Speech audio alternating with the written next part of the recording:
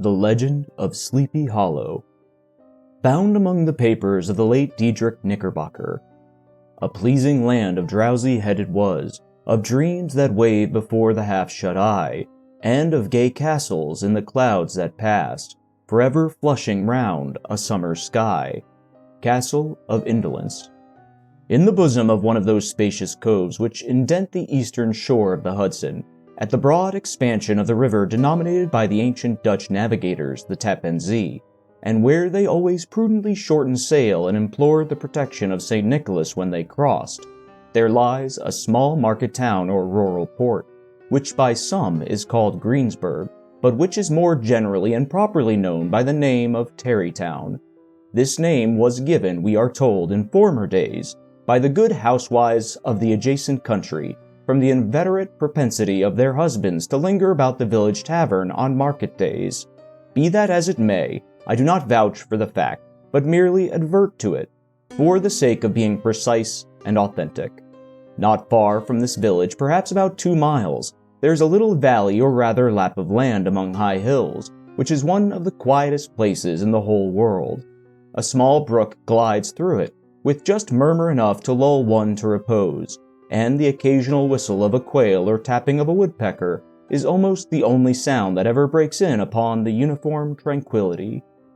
I recollect that, when a stripling, my first exploit in squirrel shooting was in a grove of tall walnut trees that shades one side of the valley. I had wandered into it at noontime, when all nature is peculiarly quiet, and was startled by the roar of my own gun, as it broke the Sabbath stillness around, and was prolonged and reverberated by the angry echoes. If ever I should wish for a retreat whither I might steal from the world and its distractions, and dream quietly away the remnant of a troubled life, I know of none more promising than this little valley.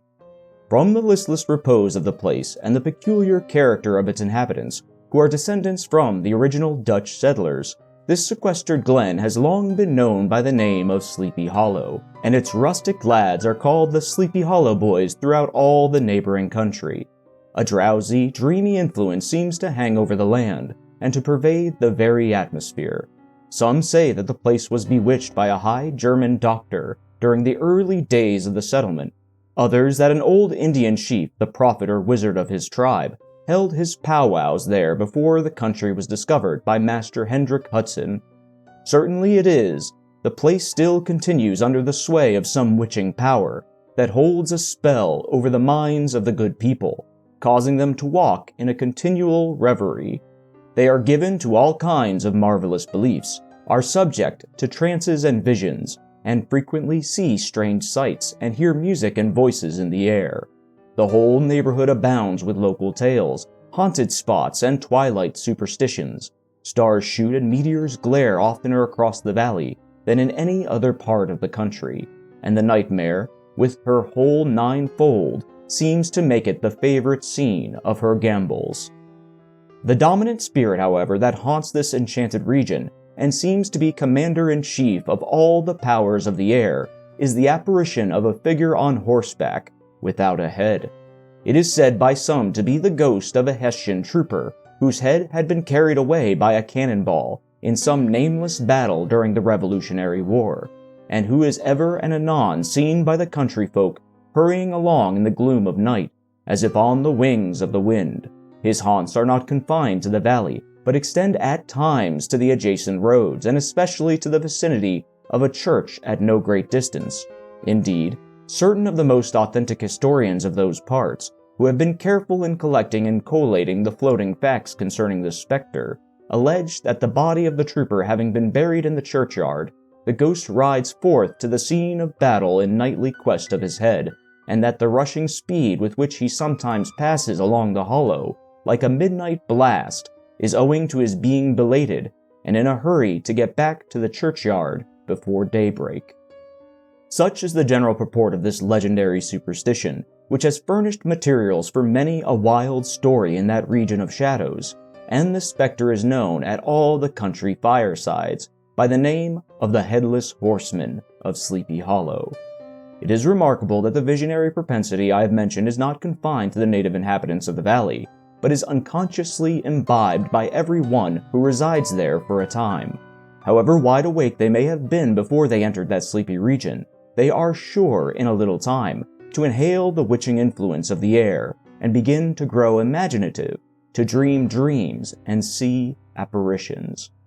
I mention this peaceful spot with all possible loud, for it is in such little retired Dutch valleys found here and there embosomed in the great state of New York, that population, manners, and customs remain fixed, while the great torrent of migration and improvement, which is making such incessant changes in other parts of this restless country, sweeps by them unobserved. They are like those little nooks of still water, which border a rapid stream, where we may see the straw and bubble riding quietly at anchor, or slowly revolving in their mimic harbor, undisturbed by the rush of the passing current. Though many years have elapsed since I trod the drowsy shades of Sleepy Hollow, yet I question whether I should not still find the same trees and the same families vegetating in its sheltered bosom. In this byplace of nature there abode, in a remote period of American history, that is to say, some 30 years since, a worthy wight of the name of Ichabod Crane, who sojournered, or as he expressed it, tarried, in Sleepy Hollow, for the purpose of instructing the children of the vicinity. He was a native of Connecticut, a state which supplies the Union with pioneers for the mind as well as for the forest, and sends forth yearly its legions of frontier woodmen and country schoolmasters. The cognomen of Crane was not inapplicable to his person.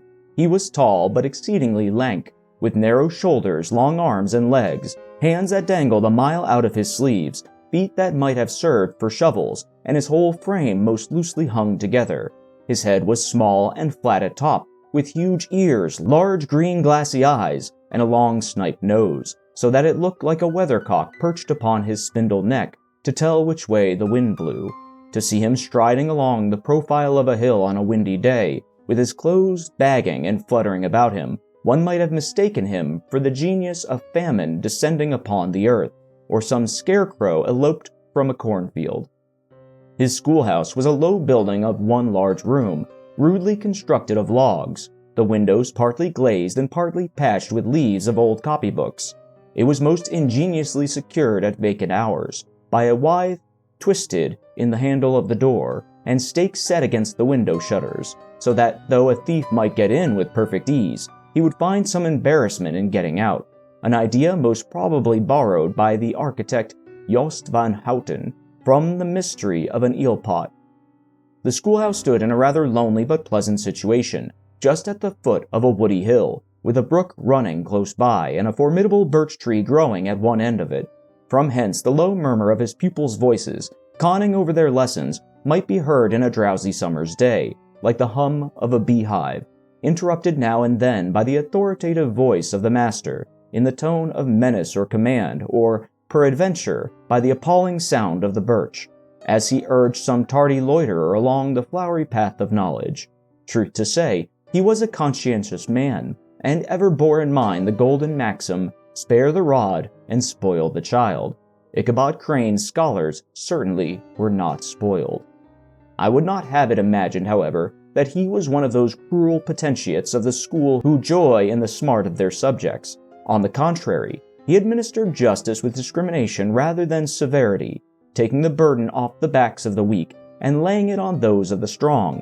Your mere puny stripling that winced at the least flourish of the rod was passed by with indulgence, but the claims of justice were satisfied by inflicting a double portion on some little, tough, wrong-headed, broad-skirted Dutch urchin, who sulked and swelled, and grew dogged and sullen beneath the birch. All this he called doing his duty by their parents, and he never inflicted a chastisement without following it by the assurance, so consolatory to the smarting urchin, that he would remember it and thank him for it the longest day he had to live. When the school hours were over, he was even the companion and playmate of the larger boys, and on holiday afternoons would convoy some of the smaller ones home, who happened to have pretty sisters or good housewives for mothers, noted for the comforts of the cupboard. Indeed, it behooved him to keep on good terms with his pupils.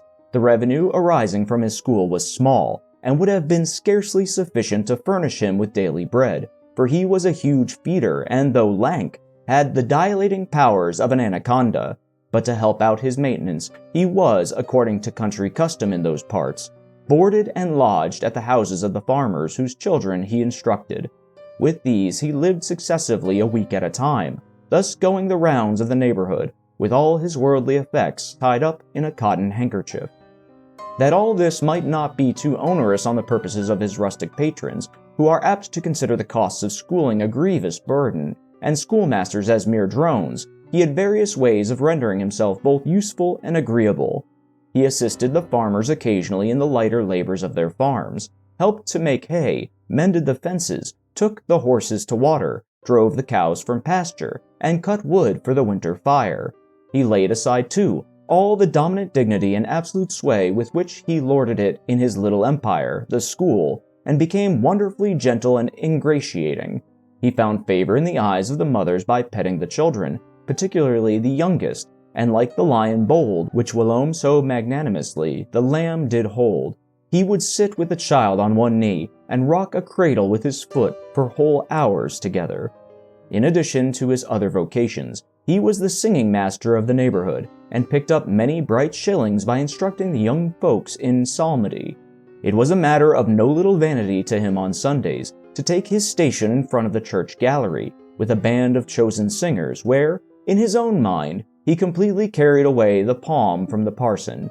Certain it is, his voice resounded far above all the rest of the congregation, and there are peculiar quavers still to be heard in that church, and which may even be heard half a mile off, quite to the opposite side of the mill pond, on a still Sunday morning, which are said to be legitimately descended from the nose of Ichabod Crane. Thus, by divers little makeshifts, in that ingenious way which is commonly denominated by hook and by crook, the worthy pedagogue got on tolerably enough, and was thought, by all who understood nothing of the labor of headwork, to have a wonderfully easy life of it. The schoolmaster is generally a man of some importance in the female circle of a rural neighborhood, being considered a kind of idol, gentlemanlike personage, of vastly superior taste and accomplishments to the rough country swains, and indeed inferior in learning only to the parson.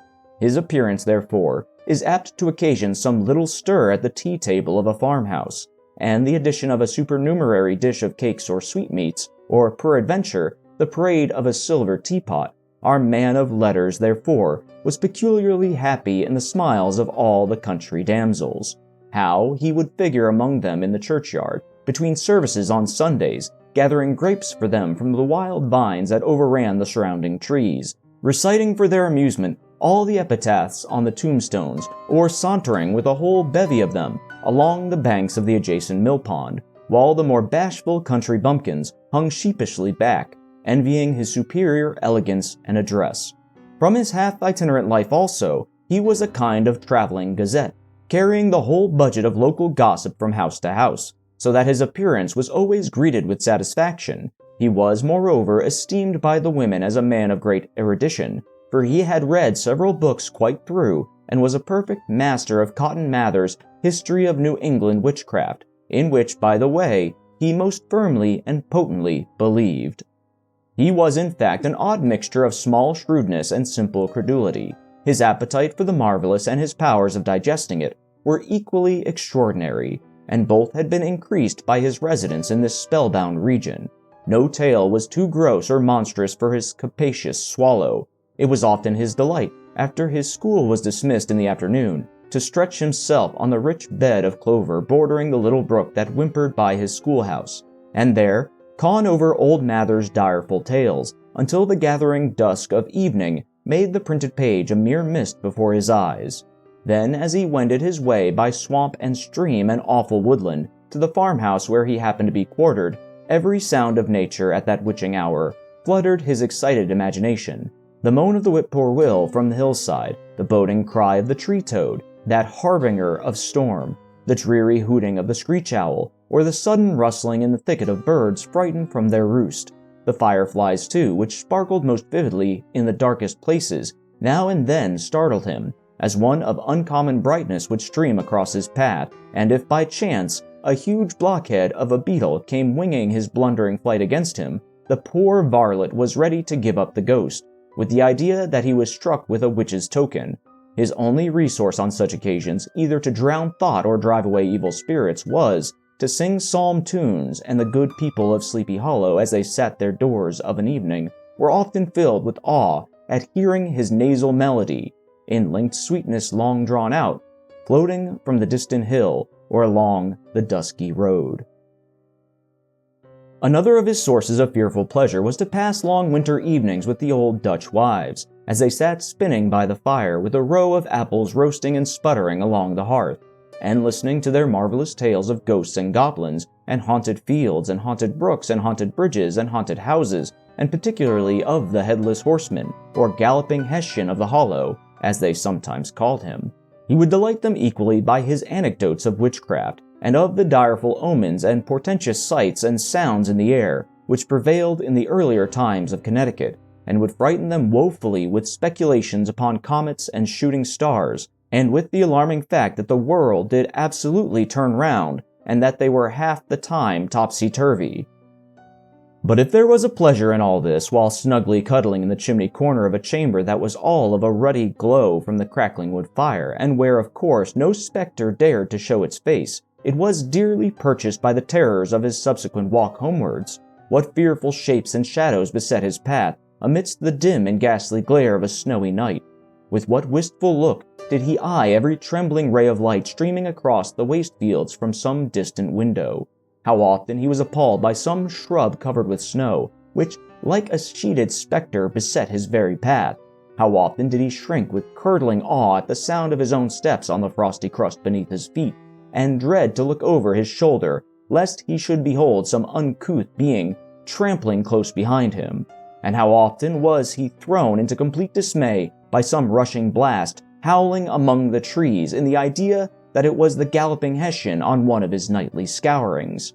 All these, however, were mere terrors of the night, phantoms of the mind that walk in darkness, and though he had seen many spectres in his time, and been more than once beset by Satan in divers shapes, in his lonely perambulations, yet daylight put an end to all these evils, and he would have passed a pleasant life of it, in despite of the devil and all his works, if his path had not been crossed by a being that causes more perplexity to mortal man than ghosts, goblins, and the whole race of witches put together, and that was a woman. Among the musical disciples who assembled one evening in each week to receive his instructions in psalmody was Katrina Van Tassel, the daughter and only child of a substantial Dutch farmer. She was a blossoming lass of fresh 18, plump as a partridge, ripe and melting and rosy-cheeked as one of her father's peaches, and universally famed not merely for her beauty, but her vast expectations. She was withal a little of a coquette, as might be perceived even in her dress, which was a mixture of ancient and modern fashions, as most suited to set off her charms. She wore the ornaments of pure yellow gold, which her great-great-grandmother had brought over from Sardom, the tempting stomacher of the olden time, and withal a provokingly short petticoat to display the prettiest foot and ankle in the country round. Ichabod Crane had a soft and foolish heart towards the sex, and it is not to be wondered at that so tempting a morsel soon found favor in his eyes, more especially after he had visited her in her paternal mansion. Old Baltus Van Tassel was a perfect picture of a thriving, contented, liberal-hearted farmer. He seldom, it is true, sent either his eyes or his thoughts beyond the boundaries of his own farm, but within those everything was snug, happy, and well-conditioned. He was satisfied with his wealth, but not proud of it, and piqued himself upon the hearty abundance, rather than the style in which he lived. His stronghold was situated on the banks of the Hudson, in one of those green-sheltered, fertile nooks in which the Dutch farmers are so fond of nestling. A great elm tree spread its broad branches over it, at the foot of which bubbled up a spring of the softest and sweetest water, in a little well formed of a barrel, and then stole sparkling away through the grass to a neighboring brook that babbled among alders and dwarf willows. Hard by the farmhouse was a vast barn that might have served for a church, every window and crevice of which seemed bursting forth with the treasures of the farm. The flail was busily resounding within it from morning to night. Swallows and martins skimmed twittering about the eaves, and rows of pigeons, some with one eye turned up, as if watching the weather, some with their heads under their wings or buried in their bosoms, and others swelling and cooing and bowing about their dames, were enjoying the sunshine of the roof. Sleek, unwieldy porkers were grunting in the repose and abundance of their pens, from whence sallied forth now and then troops of suckling pigs, as if to snuff the air. A stately squadron of snowy geese were riding in an adjoining pond, convoying whole fleets of ducks. Regiments of turkeys were gobbling through the farmyard, and guinea fowls fretting about it, like ill-tempered housewives, with their peevish, discontented cry. Before the barn door strutted the gallant cock, that pattern of a husband, a warrior, a fine gentleman, clapping his burnishing wings and crowing in the pride and gladness of his heart, sometimes tearing up the earth with his feet, and then generously calling his ever-hungry family of wives and children to enjoy the rich morsel which he had discovered. The pedagogue's mouth watered as he looked upon this sumptuous promise of luxurious winter fare.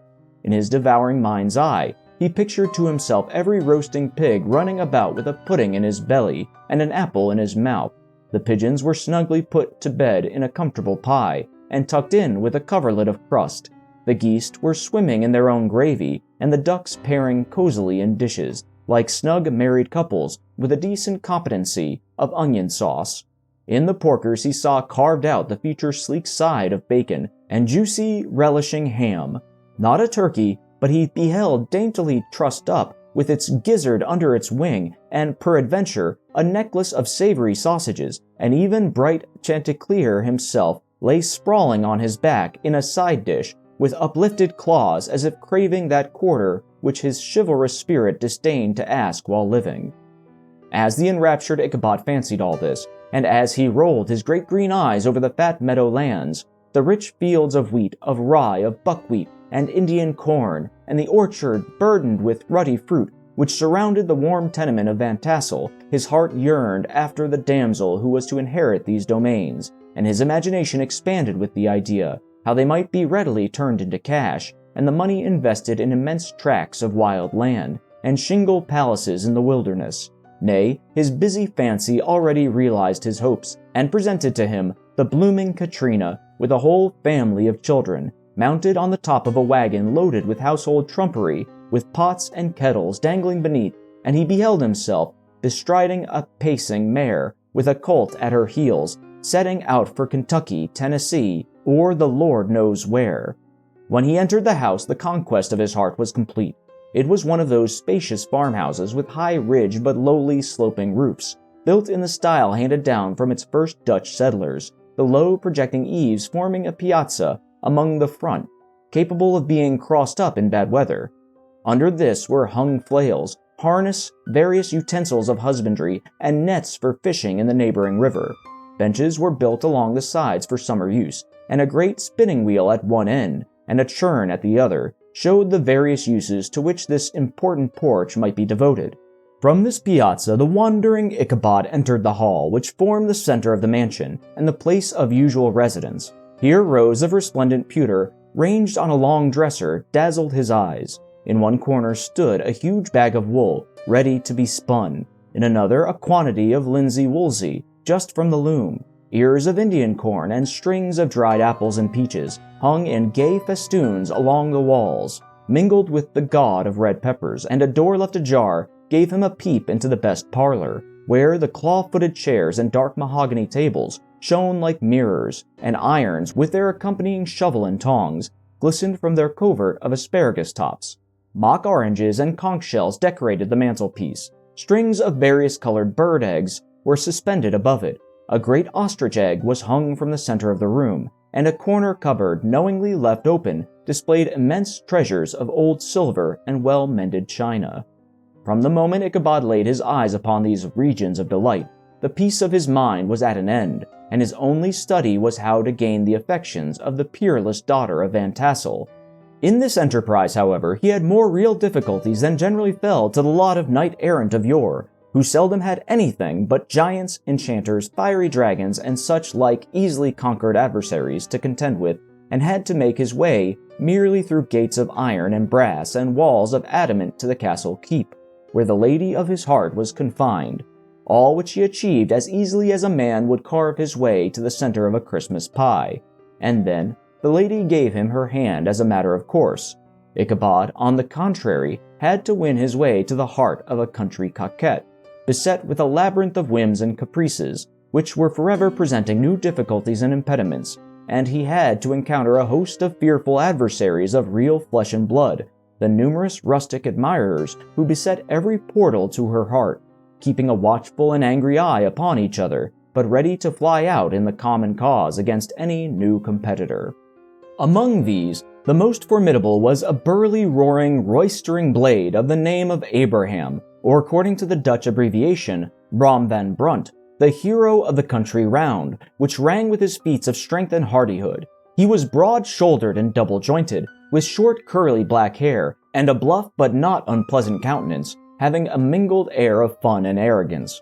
From his Herculean fame and great powers of limb, he had received the nickname of Brom Bones, which he was universally known.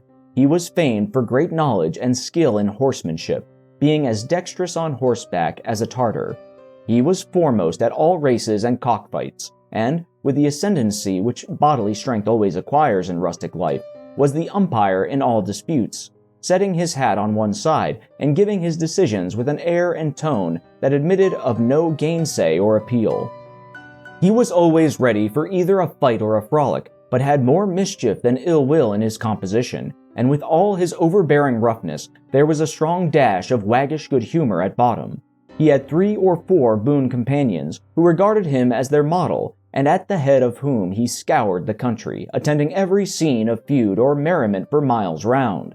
In cold weather, he was distinguished by a fur cap surmounted with a flaunting fox's tail, and when the folks at a country gathering descried this well-known crest at a distance, whisking about among a squad of hard riders, they always stood by for a squall.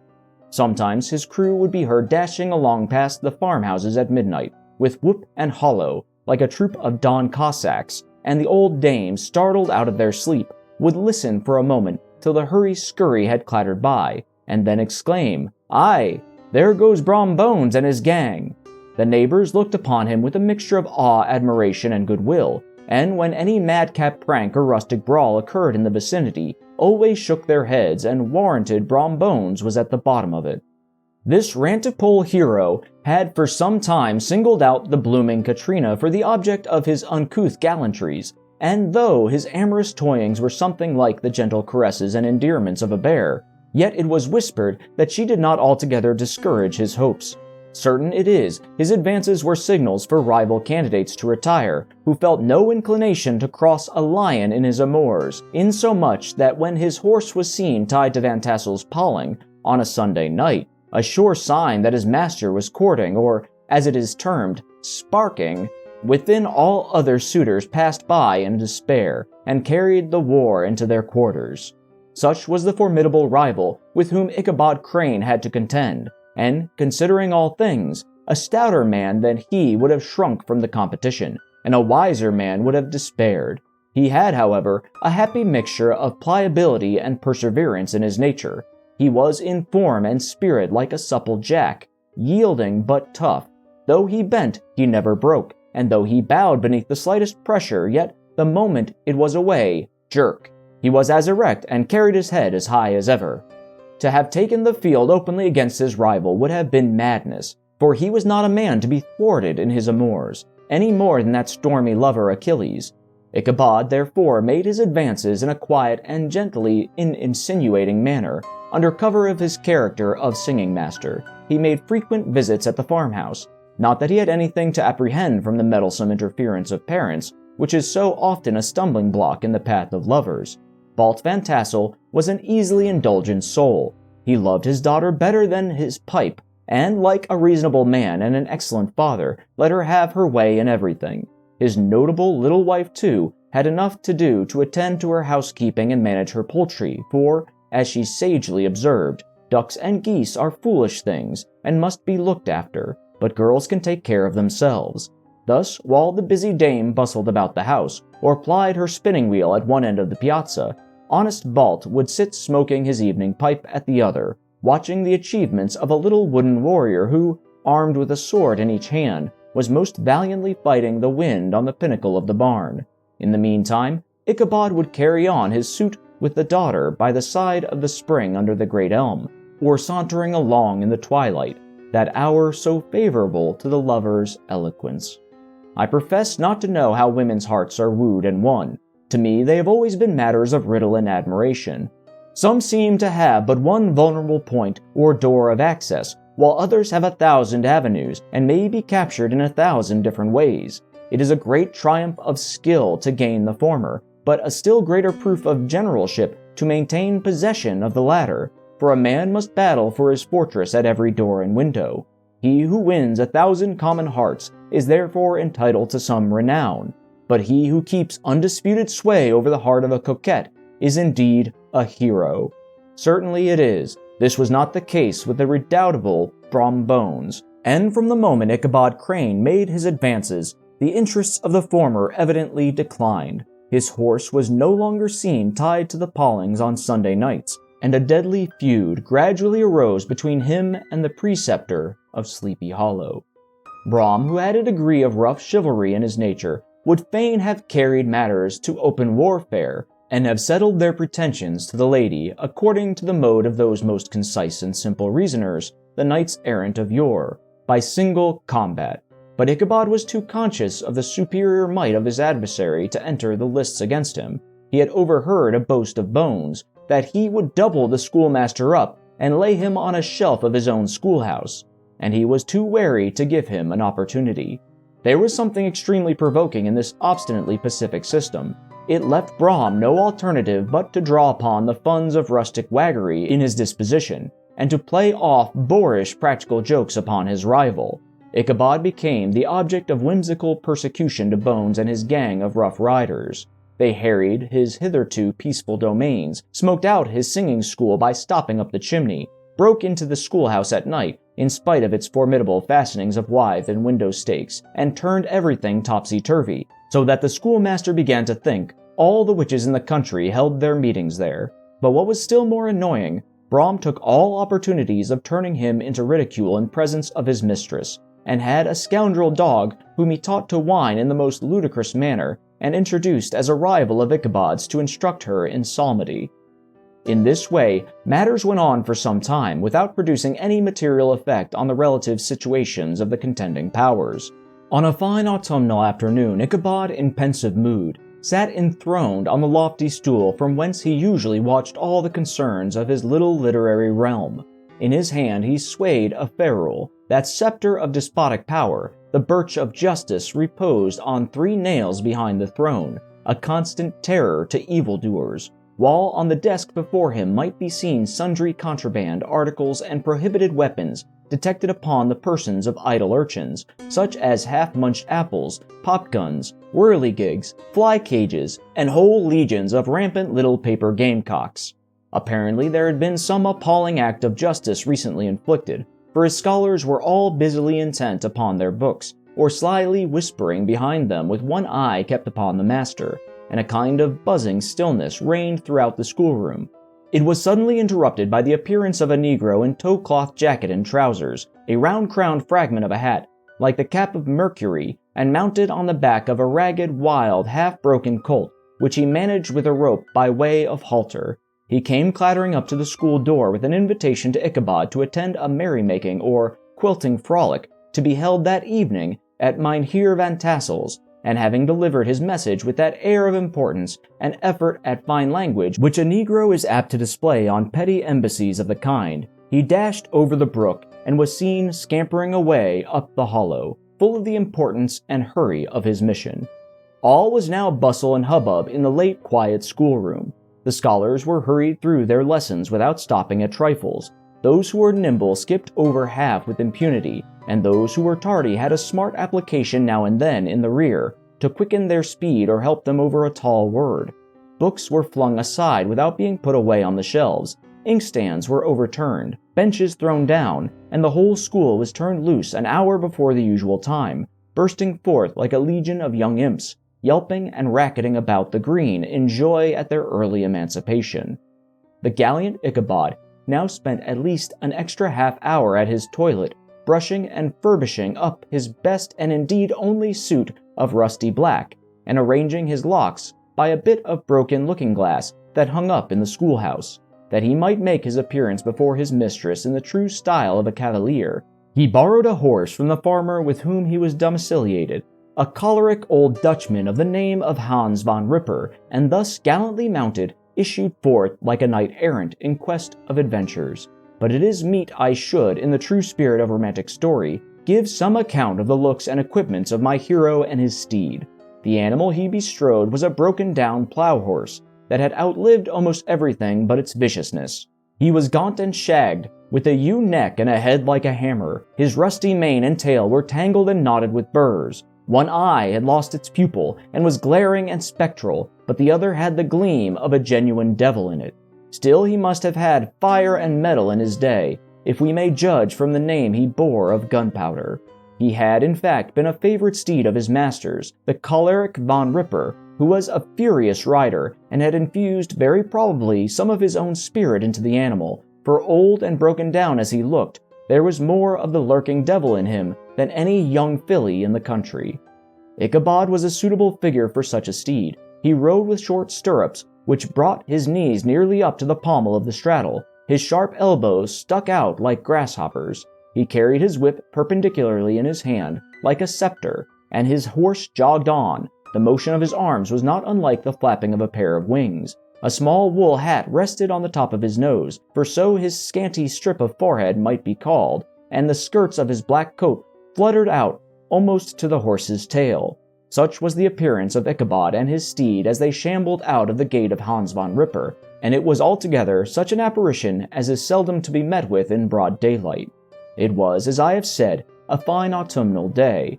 The sky was clear and serene, and nature wore that rich and golden livery which we always associate with the idea of abundance. The forests had put on their sober brown and yellow, while some trees of the tenderer kind had been nipped by the frosts into brilliant dyes of orange, purple, and scarlet. Streaming files of wild ducks began to make their appearance high in the air. The bark of the squirrel might be heard from the groves of beech and hickory nuts, and the pensive whistle of the quail at intervals from the neighboring stubble field. Small birds were taking their farewell banquets. In the fullness of their revelry they fluttered, chirping and frolicking from bush to bush and tree to tree, capricious from the very profusion and vanity around them. There was the honest cock-robin, the favorite game of stripling sportsmen, with its loud, querulous note, and the twittering blackbirds flying in sable clouds, and the golden-winged woodpecker with his crimson crest, his broad black gorget, and splendid plumage, and the cedar bird with its red-tipped wings and yellow-tipped tail, and its little Montiero cap of feathers, and the blue jay, that noisy coxcomb, in his gay light blue coat and white underclothes, screaming and chattering, nodding and bobbing and bowing, and pretending to be on good terms with every songster of the grove. As Ichabod jogged slowly on his way, his eyes ever open to every symptom of culinary abundance, ranged with delight over the treasures of jolly autumn. On all sides he beheld vast stores of apples, some hanging in oppressive opulence on the trees, some gathered into baskets and barrels for the market, others heaped up in rich piles for the cider press.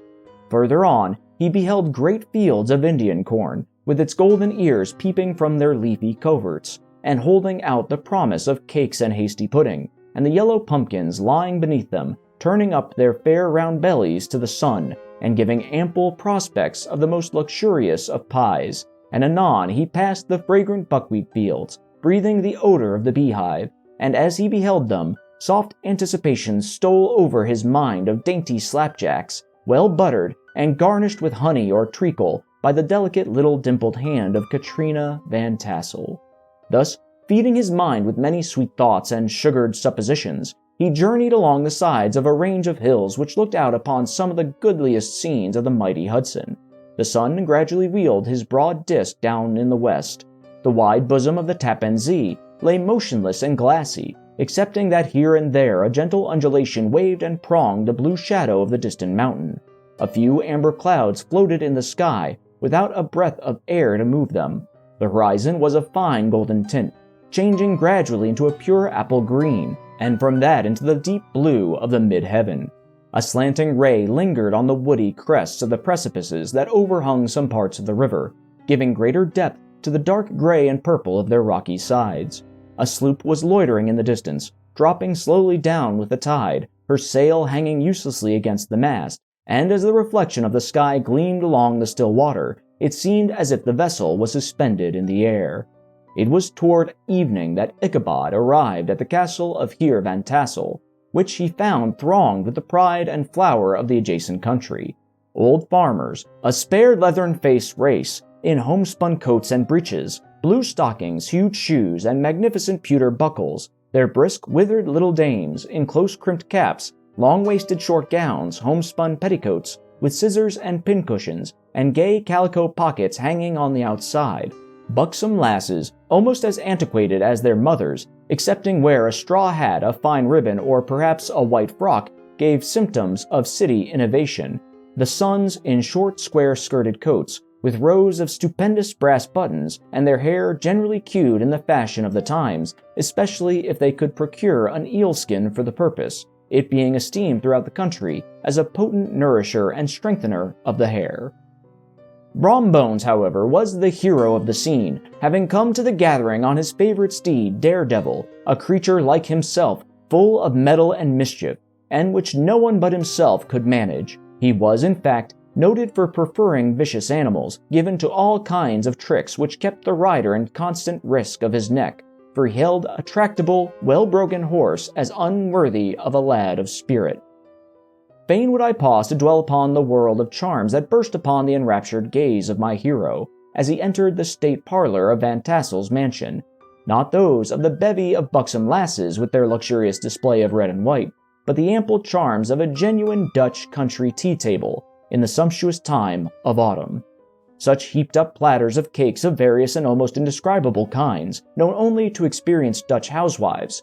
There was the dowdy donut, the tender ollie koek, and the crisp and crumbling cruller, sweet cakes and short cakes, ginger cakes and honey cakes, and the whole family of cakes. And then there were apple pies and peach pies and pumpkin pies, besides slices of ham and smoked beef, and moreover, delectable dishes of preserved plums and peaches and pears and quinces, not to mention broiled shad and roasted chickens, together with bowls of milk and cream, all mingled higgledy-piggledy, pretty much as I have enumerated them, with the motherly teapot sending up its clouds of vapor from the midst. Heaven bless the mark. I want breath and time to discuss this banquet as it deserves, and am too eager to get on with my story. Happily, Ichabod Crane was not in so great a hurry as his historian, but did ample justice to every dainty. He was a kind and thankful creature, whose heart dilated in proportion as his skin was filled with good cheer, and whose spirits rose with eating, as some men's do with drink. He could not help, too, rolling his large eyes round him as he ate, and chuckling with the possibility that he might one day be lord of all this scene of almost unimaginable luxury and splendor. Then he thought how soon he'd turn his back upon the old schoolhouse, snap his fingers in the face of Hans van Ripper and every other niggardly patron, and kick any itinerant pedagogue out of the doors that should dare to call him comrade. Old Baltus Van Tassel moved about among his guests with a face dilated with content and good humor, round and jolly as the harvest moon. His hospitable attentions were brief, but expressive, being confined to a shake of the hand, a slap of the shoulder, a loud laugh, and a pressing invitation to fall to and help themselves. And now, the sound of the music from the common room or hall summoned to the dance. The musician was an old gray-headed Negro, who had been the itinerant orchestra of the neighboring for more than half a century. His instrument was as old and battered as himself. The greater part of the time he scraped on 2 or 3 strings, accompanying every movement of the bow with a motion of the head, bowing almost to the ground, and stamping with his foot whenever a fresh couple were to start. Ichabod prided himself upon his dancing as much as upon his vocal powers. Not a limb, not a fiber about him was idle. As to have seen his loosely flung frame in full motion and clattering about the room, you would have thought St. Vitus himself, that blessed patron of the dance, was figuring before you in person. He was the admiration of all the Negroes, who, having gathered of all ages and sizes from the farm and the neighborhood, stood forming a pyramid of shining black faces at every door and window, gazing with delight at the scene, rolling their white eyeballs and showing grinning rows of ivory from ear to ear. How could the flogger of urchins be otherwise than animated and joyous? The lady of his heart was his partner in the dance, and smiling graciously in reply to all his amorous oglings, while Brom Bones, sorely smitten with love and jealousy, sat brooding by himself in one corner. When the dance was at an end, Ichabod was attracted to a knot of the sager folks, who, with old Van Tassel, sat smoking at one end of the piazza, gossiping over former times and drawing out long stories about the war. This neighborhood, at the time of which I am speaking, was one of those highly favored places which abound with chronicle and great men. The British and American line had run near it during the war. It had therefore been the scene of marauding and infested with refugees, cowboys, and all kinds of border chivalry. Just sufficient time had elapsed to enable each storyteller to dress up his tale with a little becoming fiction, and in the indistinctness of his recollection, to make himself the hero of every exploit. There was the story of Defew Marteling, a large blue-bearded Dutchman who had nearly taken a British frigate with an old iron 9-pounder from a mud breastwork, only that his gun burst at the 6th discharge. And there was an old gentleman who shall be nameless, being too rich a mynheer to be lightly mentioned, who in the Battle of White Plains, being an excellent master of defense, parried a musket ball with a small sword, insomuch that he absolutely felt it whiz round the blade and glance off at the hilt, in proof of which he was ready at any time to show the sword, with the hilt a little bent. There were several more that had been equally great in the field, none of whom but was persuaded that he had a considerable hand in bringing the war to a happy termination. But all these were nothing to the tales of ghosts and apparitions that succeeded. The neighborhood is rich in legendary treasures of the kind. Local tales and superstitions thrive best in these sheltered, long-settled retreats, but are trampled underfoot by the shifting throng that forms the population of most of our country places. Besides, there is no encouragement for ghosts in most of our villages, for they have scarcely had time to finish their first nap and turn themselves in their graves before their surviving friends have traveled away from the neighborhood, so that when they turn out at night to walk their rounds, they have no acquaintance left to call upon. This is perhaps the reason why we so seldom hear of ghosts, except in our long-established Dutch communities. The immediate cause, however, of the prevalence of supernatural stories in these parts was doubtless owing to the vicinity of Sleepy Hollow. There was a contagion at the very air that blew from that haunted region. It breathed forth an atmosphere of dreams and fancies, infecting all the land. Several of the Sleepy Hollow people were present at Van Tassel's, and as usual, were doling out their wild and wonderful legends. Many dismal tales were told about funeral trains, and mourning cries and wailings heard and seen about the great tree where the unfortunate Major Andre was taken, and which stood in the neighborhood. Some mention was made also of the woman in white, that haunted the dark glen at Raven Rock, and was often heard to shriek on winter nights before a storm, having perished there in the snow. The chief part of the stories, however, turned upon the favorite specter of Sleepy Hollow, the headless horseman, who had been heard several times of late patrolling the country, and, as it was said, tethered his horse nightly among the graves in the churchyard. The sequestered situation of this church seems always to have made it a favorite haunt of troubled spirits. It stands on a knoll, surrounded by locust trees and lofty elms, from among which its decent, whitewashed walls shine modestly forth, like a Christian purity beaming through the shades of retirement. A gentle slope descends from it to a silver sheet of water, bordered by high trees, between which peeps may be caught at blue hills of the Hudson. To look upon its grass-grown yard, where the sunbeams seem to sleep so quietly, one would think that there at least the dead might rest in peace. On one side of the church extends a wide woody dell, along which raves a large brook among broken rocks and trunks of fallen trees. Over a deep black part of the stream, not far from the church, was formerly thrown a wooden bridge. The road that led to it and the bridge itself were thickly shaded by overhanging trees, which cast a gloom about it, even in the daytime, but occasioned a fearful darkness at night. Such was one of the favorite haunts of the Headless Horseman, and the place where he was most frequently encountered. The tale was told of old Brower, a most heretical disbeliever in ghosts, how he met the horseman returning from his foray into Sleepy Hollow, and was obliged to get up behind him, how they galloped over bush and brake, over hill and swamp, until they reached the bridge, when the horseman suddenly turned into a skeleton, threw old Brower into the brook, and then sprang away over the treetops with a clap of thunder. This story was immediately matched by a thrice marvelous adventure of Brom Bones, who made light of the galloping Hessian as an arrogant jockey. He affirmed that on returning one night from the neighboring village of Sing Sing, he had been overtaken by this midnight trooper, that he had offered to race with him for a bowl of punch, and should have won it too, for Daredevil beat the goblin horse all hollow, but just as they came to the church bridge, the Hessian bolted and vanished into a flash of fire. All these tales told in that drowsy undertone with which men talk in the dark, the countenances of the listeners only now and then receiving a casual gleam from the glare of a pipe, sank deep in the mind of Ichabod. He repaid them in kind with large extracts from his invaluable author, Cotton Mather, and added many marvelous events that had taken place in his native state of Connecticut, and fearful sights which he had seen in his nightly walks about Sleepy Hollow. The revel now gradually broke up. The old farmers gathered together their families in their wagons, and were heard for some time rattling along the hollow roads and over the distant hills. Some of the damsels mounted on pillions behind their favorite swains, and their light-hearted laughter, mingling with the clatter of hoofs, echoed along the silent woodlands, sounding fainter and fainter until they gradually died away, and the late scene of noise and frolic was all silent and deserted. Ichabod only lingered behind, according to the custom of country lovers, to have a tete-a-tete with the heiress. Fully convinced now that he was on the high road to success, what passed at this interview I will not pretend to say, for in fact I do not know. Something, however, I fear me, must have gone wrong, for he certainly sallied forth, after no very great interval, with an air quite desolate and chapfallen. Oh, these women!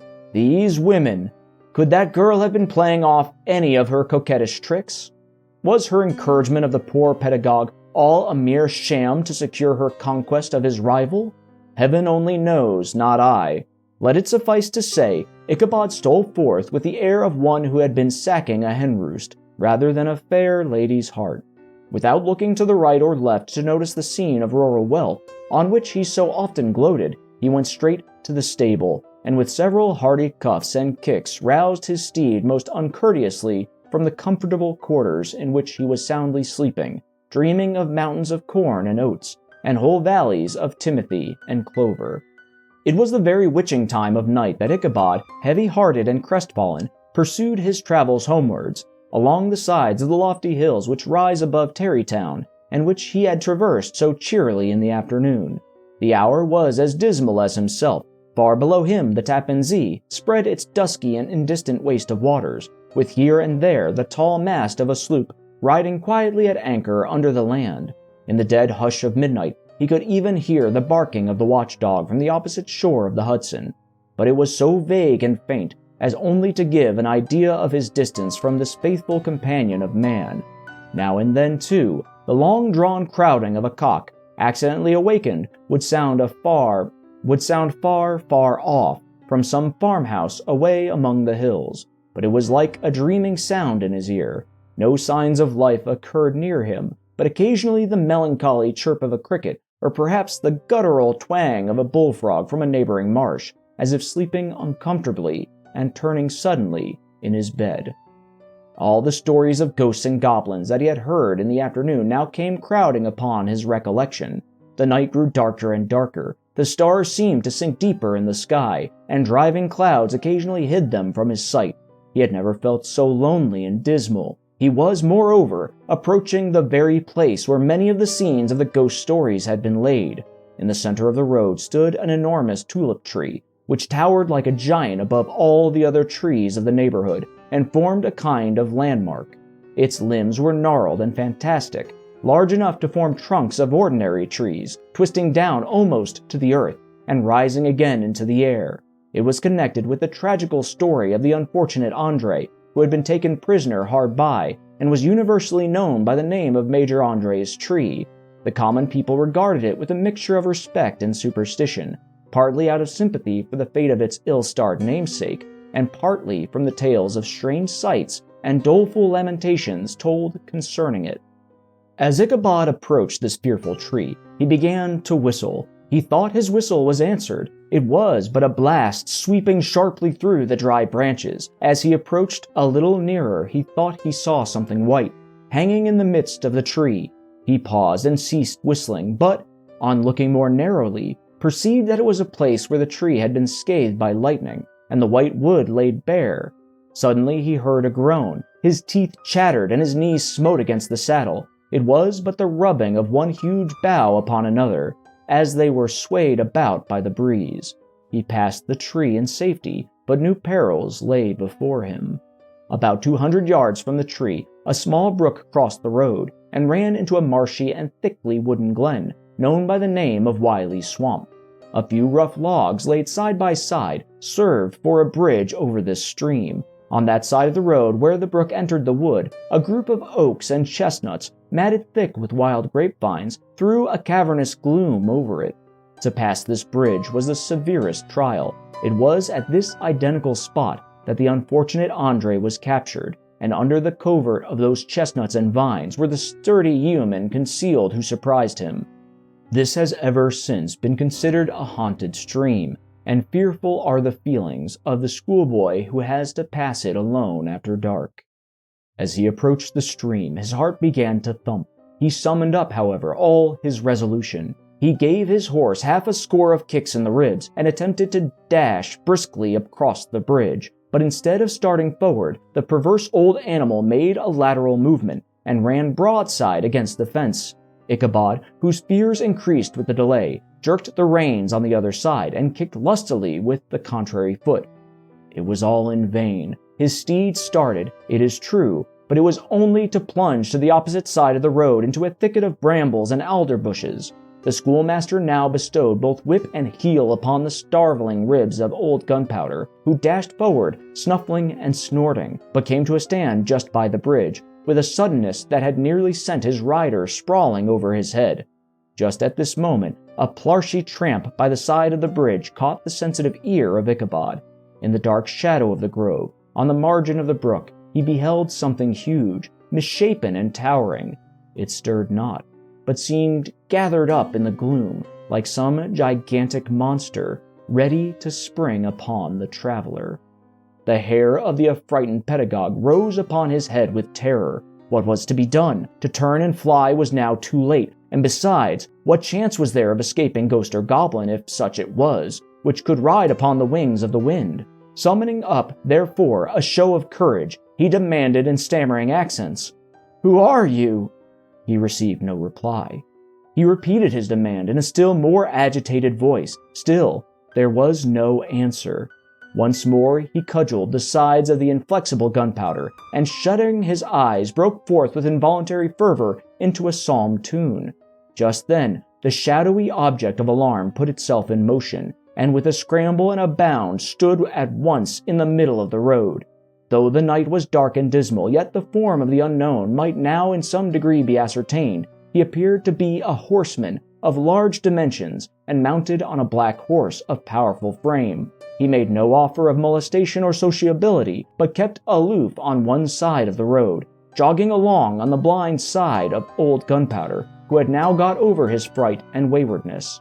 Ichabod, who had no relish for this strange midnight companion, and bethought himself of the adventure of Brom Bones with the galloping Hessian, now quickened his steed in hopes of leaving him behind. The stranger, however, quickened his horse to an equal pace. Ichabod pulled up and fell into a walk, thinking to lag behind. The other did the same. His heart began to sink within him. He endeavored to resume his psalm tune, but his parched tongue clove to the roof of his mouth, and he could not utter a stave. There was something in the moody and dogged silence of his pertinacious companion that was mysterious and appalling. It was soon fearfully accounted for.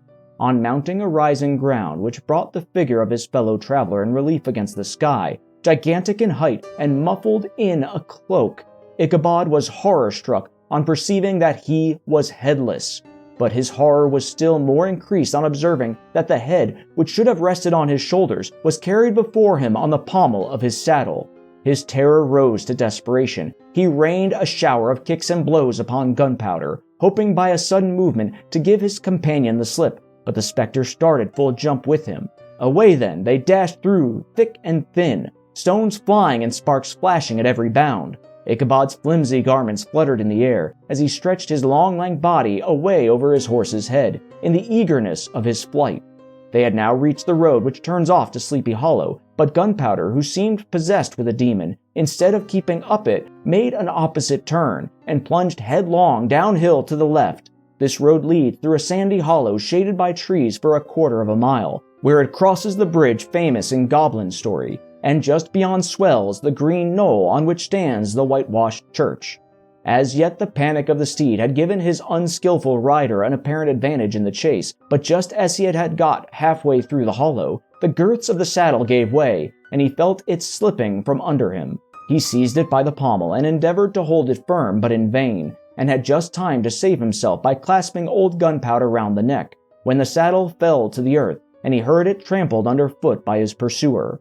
For a moment the terror of Hans Van Ripper's wrath passed across his mind, for it was his Sunday saddle. But this was no time for petty fears. The goblin was hard on his haunches, and, unskillful rider that he was, he had much ado to maintain his seat, sometimes slipping on one side, sometimes on another, and sometimes jolted on the high ridge of his horse's backbone with a violence that he verily feared would cleave him asunder.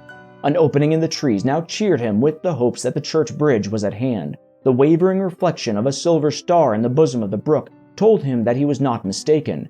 He saw the walls of the church dimly glaring under the trees beyond. He recollected the place where Brom Bones' ghostly competitor had disappeared. "If I can but reach that bridge," thought Ichabod, "I am safe." Just then he heard the black steed panting and blowing close behind him. He even fancied that he felt his hot breath. Another convulsive kick in the ribs, and old Gunpowder sprang upon the bridge. He thundered over the resounding planks. He gained the opposite side, and now Ichabod cast a look behind to see if his pursuer should vanquish according to rule, in a flash of fire and brimstone.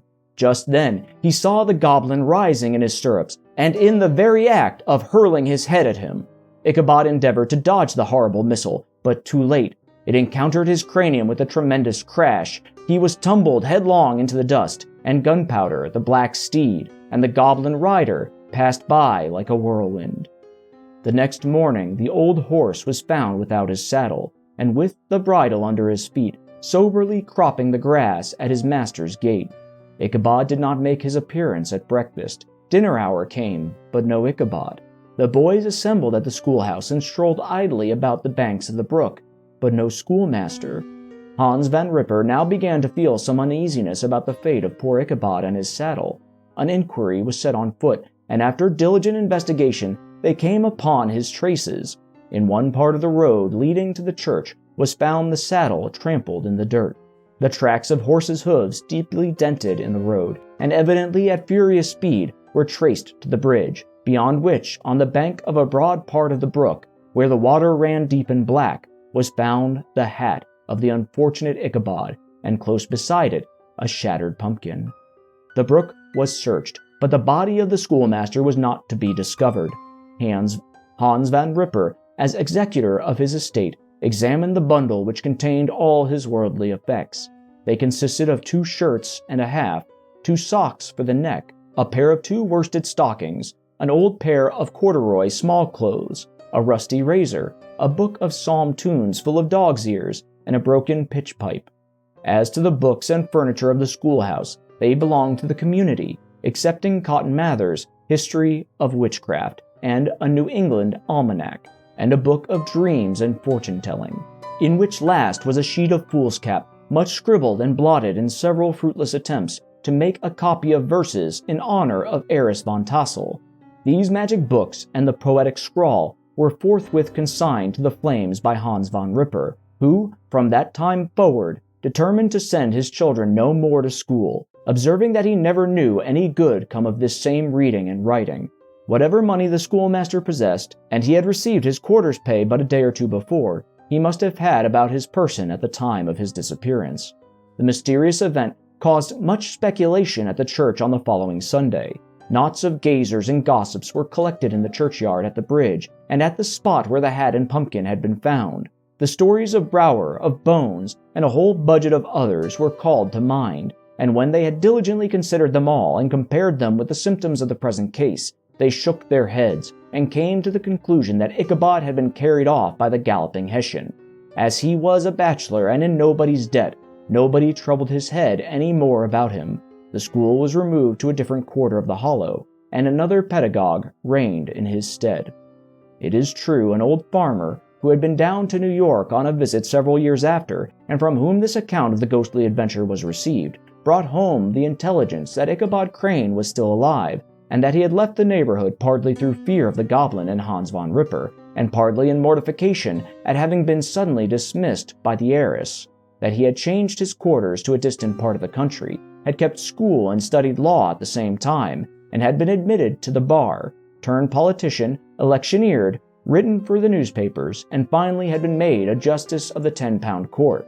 Brom Bones, too, who shortly after his rival's disappearance conducted the blooming Katrina in triumph to the altar, was observed to look exceedingly knowing whether the story of Ichabod was related, and always burst into a hearty laugh at the mention of the pumpkin, which led some to suspect that he knew more about the matter than he chose to tell.